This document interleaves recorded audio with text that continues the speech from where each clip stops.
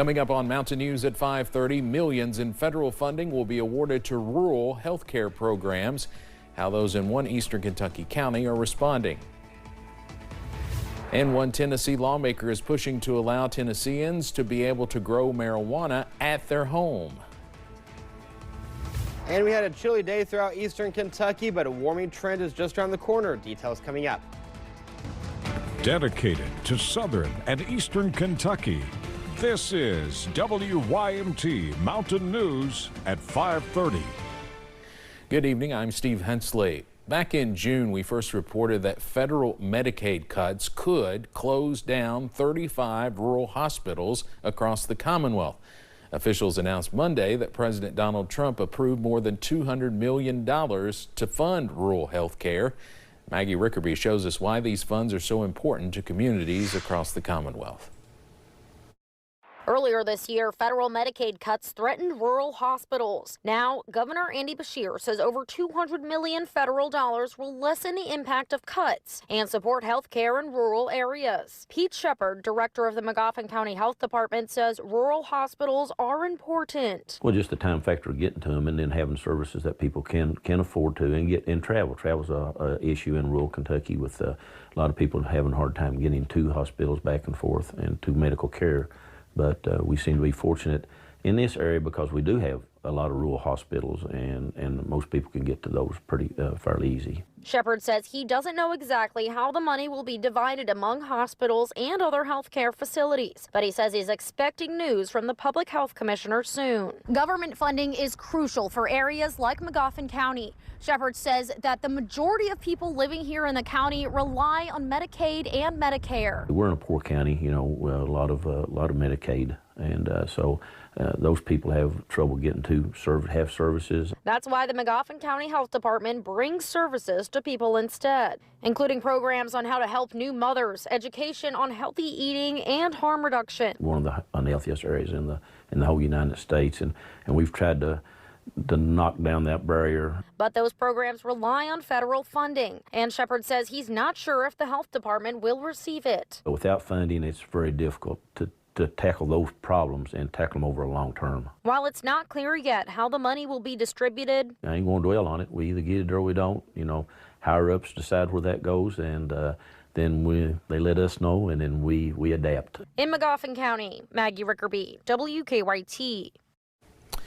Among the 35 hospitals at risk were Baptist Health Corbin. In a statement, hospital officials there say in part that they support any funding that helps Kentucky's overall health.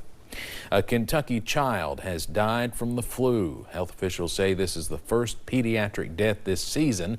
The child, who lived in Kenton County in northern Kentucky, had not received this season's flu vaccine, according to the Kentucky Department for Public Health. Dr. Stephen Stack, who is the Secretary of Cabinet for Health and Family Services, said their hearts were with this family during this difficult time. In western Kentucky, a train derailed, causing a leak of a highly flammable and toxic chemical. It happened in Todd County. Police reported the train derailed along US 41 near the junction of US 475 and Tress Shop Road. Officials reported the crash happened at approximately 6 a.m. and that 31 train cars had derailed. A shelter-in-place order was issued initially, but was later lifted. Police are investigating a shooting that happened yesterday in Franklin County. Dispatch received a call saying a man had been shot, and after arriving at the scene, 2 people drove away at a high rate of speed before being told to stop. Police followed them onto I-64, where they caused a collision. The chase ended at the local hospital, where police found the driver was the victim of the shooting. Officers still at the scene found the suspect and took him into custody. A Lexington man has been arrested for a robbery that happened back in September. Dominique Chestnut is accused of robbing 2 men at gunpoint in their car. According to a criminal complaint, the 2 victims picked Chestnut up in their car at Duncan Park, and later he asked them to pull over before getting out and pointing a gun at them. He reportedly stole a backpack with cash, a watch, and a gold chain worth $14,000 inside. Chestnut is charged with first-degree robbery and wanton endangerment. In Laurel County, a Pulaski County man is facing charges after he reportedly threatened someone. Police say they responded to a disorderly conduct complaint near Kermit Jones Road last Friday.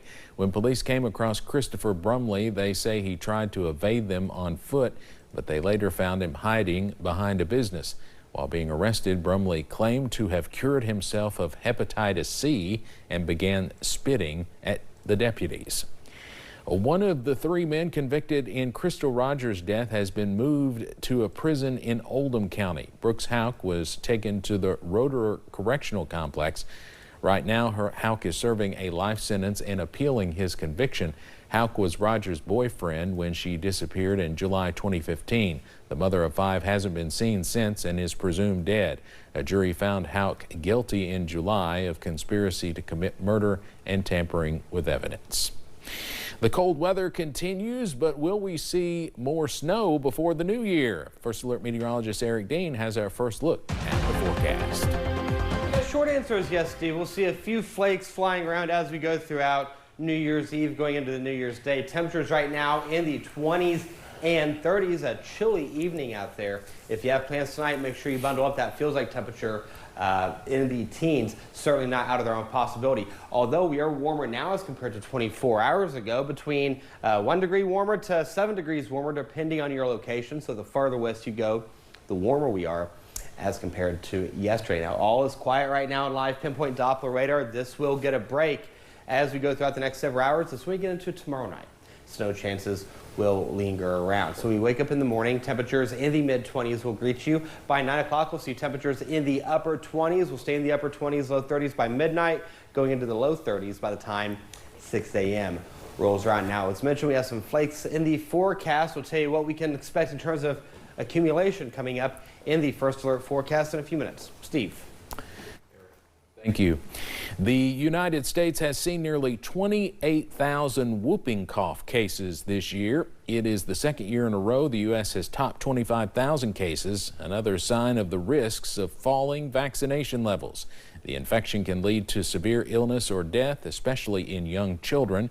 Roughly a third of babies younger than 1 who have whooping cough require hospitalization. We recently reported there have been multiple cases of whooping cough in Floyd County. One Tennessee lawmaker says he wants Tennesseans to be able to grow marijuana at their home. State Representative Antonio Parkinson, who plans to sponsor a bill, says he wants to give people freedom to grow without too much government oversight. He is naming it the Freedom to Farm Act. If passed, it would allow 1 adult to grow 15 marijuana plants on their property. He says he wants people to be able to access what they need without taxes added, like in other states that have legalized marijuana to some extent. And for them to be able to grow it and supply themselves and not depend on our health care system, not depend on government or anyone else, and to keep government and our tax system and everyone out of their business. Parkinson says it would still be illegal to sell and distribute marijuana, but to possess your own that you have grown would be legal. The Trump administration is investigating several companies for using diversity initiatives to hire and promote workers. The Justice Department is using the False Claims Act to justify its probes. That is a law designed to hold contractors who bill the government for work that was never performed accountable. The Justice Department believes holding a federal contract while considering diversity constitutes fraud. The Wall Street Journal is reporting Alphabet and Verizon have received demands to supply documents. Neither has commented on the matter. Coming up on Mountain News at 5:30, an NFL player is facing a felony strangulation charge. And in the world of weather, all eyes are on tomorrow night going into Thursday as we'll see a few little snow flurries fly. Details coming up.